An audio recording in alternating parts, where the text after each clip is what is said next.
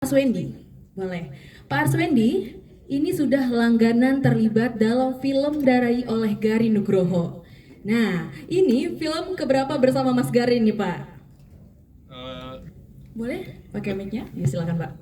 Waduh, saya lupa menghitungnya. Karena Saking saya banyaknya Pak. bersama Garin itu dari film-film independen dia sampai ya beberapa film, baik saya sebagai pemain, sebagai co-director, juga sebagai coach acting dari pemain-pemainnya.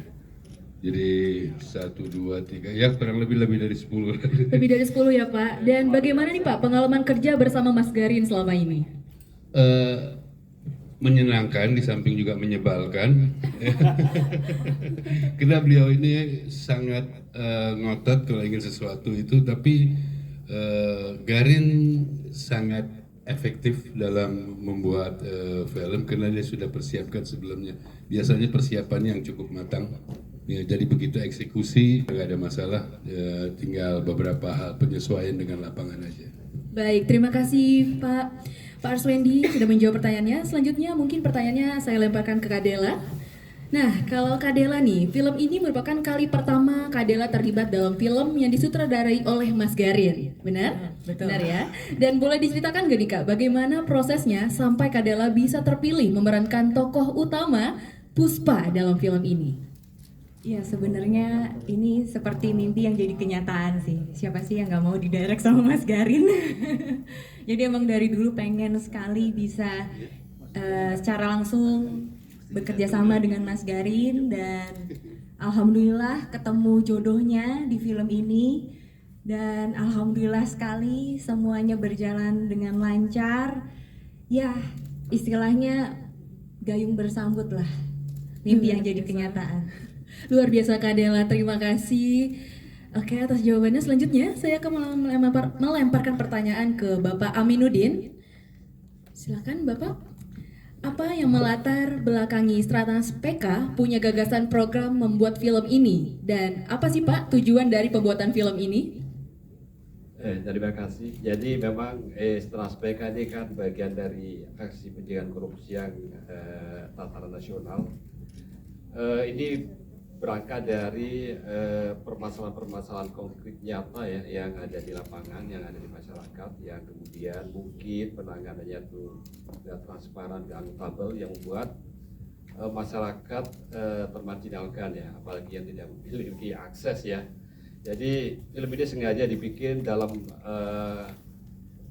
konteks yang sangat sederhana, tapi benar-benar sangat mudah dipahami oleh masyarakat kebanyakan, dan ini menggambarkan paling tidak realita kehidupan nyata yang ada di masyarakat. Bagaimana masyarakat begitu tidak berdaya ketika menghadapi suatu kekuasaan yang tak terkontrol.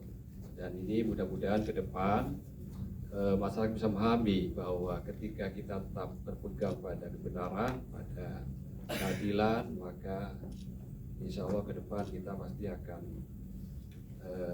sukses jaya. Walaupun dalam prosesnya mungkin kita tadi seperti yang Mbak Puspa Mbak Dia perankan di situ, kan seakan-akan selalu dalam posisi yang kalah ya.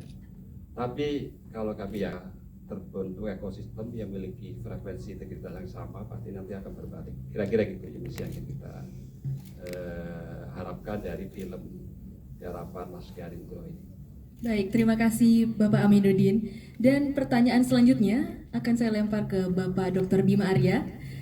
Nah, Pak, setelah melihat film berdasarkan kisah nyata tadi nih ya Pak, bobroknya birokrasi sebagai anggota Tim Nasional Pencegahan Korupsi, bagaimana tanggapan menurut Bapak? Kita masih punya harapan kah untuk negeri ini?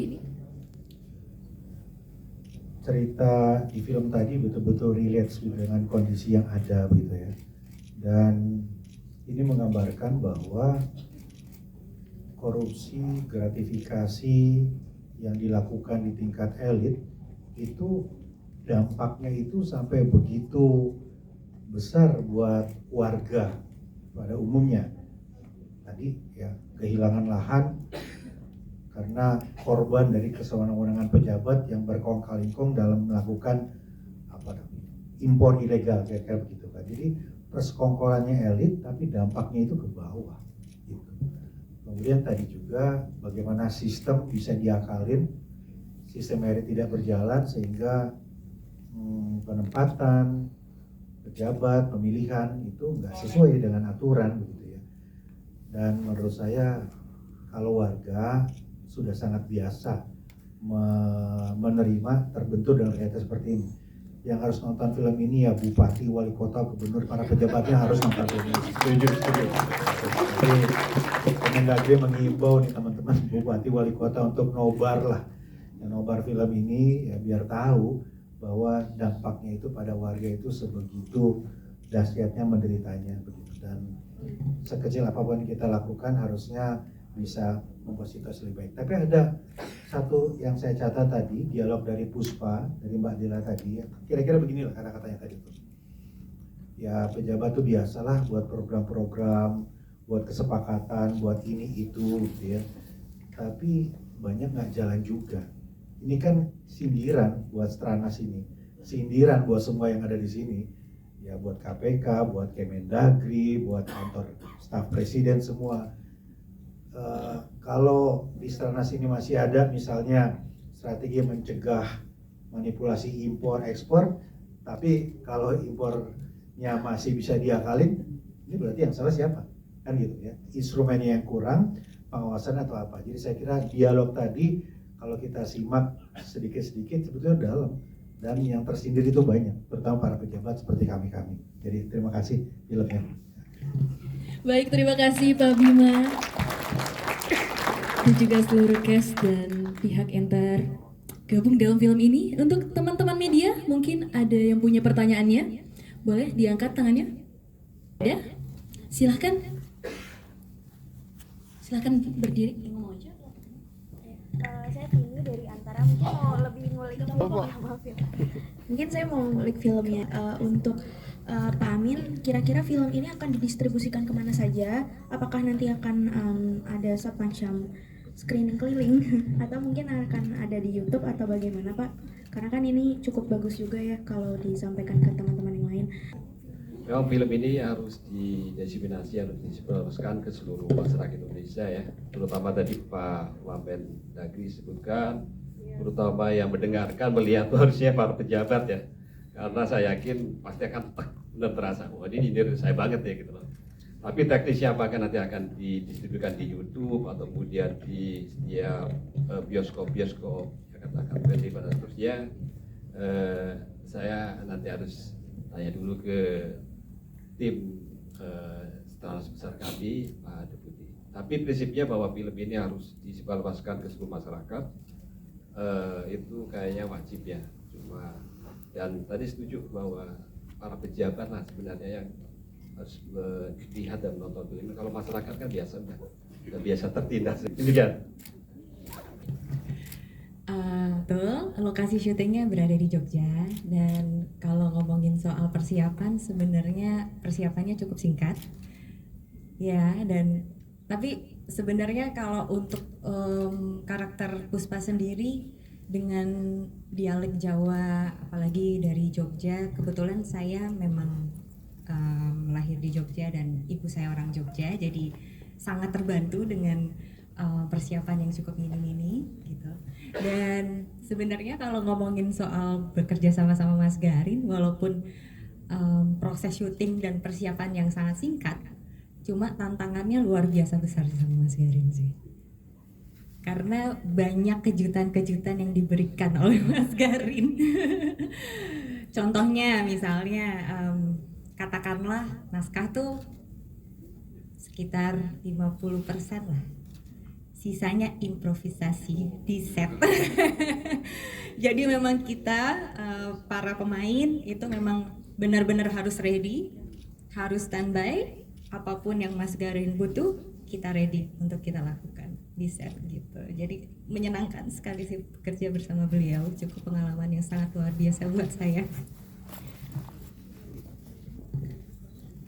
Apa ya? Oh. Iya, prosesnya seperti Dela bilang itu. Tapi kalau buat saya sendiri, saya hanya syuting dalam waktu 1 hari, ya. Karena keterbatasan waktu saya dan juga waktu set, ya. Tapi sebelumnya by phone karena waktu saya di casting saya lagi ada di Busan.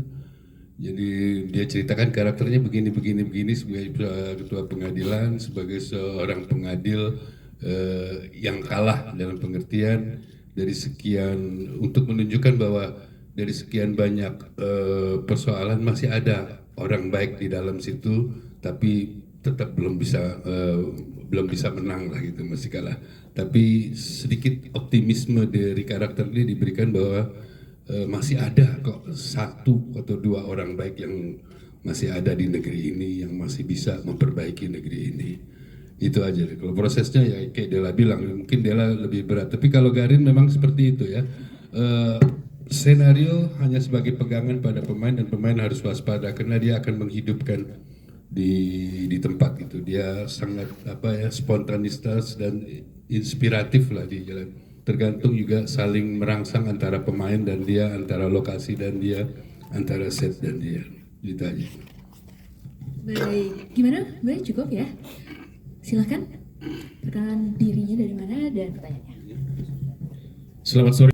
Membutuhkan waktu yang luar biasa. Saya telepon teman saya yang kebetulan pengacara juga, istilahnya apa yang harus dilakukan, apalagi ketika di persidangan, ketika di lokasi TKP dan yang lainnya. Tapi waktu kita syuting pun kita didampingi oleh ahli hukum lah istilahnya. Jadi kalau intinya kita mau ada pertanyaan menyangkut soal hukum, dia langsung bisa menjawab di lokasi gitu. Jadi itu mempermudah bagi kami di sini untuk bekerja juga sewaktu syuting. Dan kalau untuk peran Puspa sendiri, menurut saya ya ini peran yang sangat penting sekali, karena Puspa ini dilambangkan sebagai seseorang yang selalu kalah, tapi dia punya tekad yang luar biasa. Dan Rantang ini adalah sebuah harapan sebenarnya, bahwa di negeri ini tuh masih ada harapan kok, walaupun kecil, tapi pasti masih ada, asal punya tekad yang kuat. Seperti itu. Terima kasih Kak Della. Selanjutnya mungkin Pak Bima, boleh dijawab? Kalau Kemendagri itu kan ranahnya di preemptif dan preventif gitu ya. Ada program kolaborasi Kemendagri bersama-sama dengan BPKP, BPK untuk memastikan pemerintah daerah, kota, kabupaten itu fokus pada instrumen pencegahan. Jadi dari perencanaan semuanya, dan itu kita nilai. Biasanya kalau pemerintah yang bagus MCP-nya itu diumumkan, dan itu merupakan reward dan penghargaan lah kira-kira begitu. Ya tapi lagi-lagi ini kan administratif. Ya, kita harus dalami juga apa dampaknya kalau sudah MCP ini tinggi, apakah memastikan nggak ada lagi fraud, nggak ada lagi korupsi, gratifikasi dan lain-lain gitu. Jadi kita ada di wilayah pencegahan ini, tetapi realitanya memang harus diakui masih banyak fraud, masih banyak hal-hal yang masih nggak sesuai dengan harapan gitu. Tapi kalau boleh saya ingin menggarisbawahi tadi ya, kita kan ingat ya ada film Vina itu yang diambil dari cerita nyata, kemudian mendorong proses-proses investigasi berkembanglah ke sana ke sini begitu. Ya rasanya kalau itu terjadi juga dalam dimensi pemberantasan korupsi kan ini menarik gitu. Ini kan kisah nyata. Ya harusnya agak disepil di daerah mana, ujungnya gimana. Jadi membangkitkan public curiosity. Publik jadi ingin tahu bener nih kisah nyata, hakimnya itu siapa sih? Ya, kemudian Puspa itu di mana sih? Itu lahannya itu lahan apa? Itu impornya itu bener enggak gitu kan? Ini kalau kemudian ujungnya seperti kasus Vina itu yang mengakibatkan publik terus menginvestigasi dan bahkan masuk ke infotainment dan lain-lain kan luar biasa.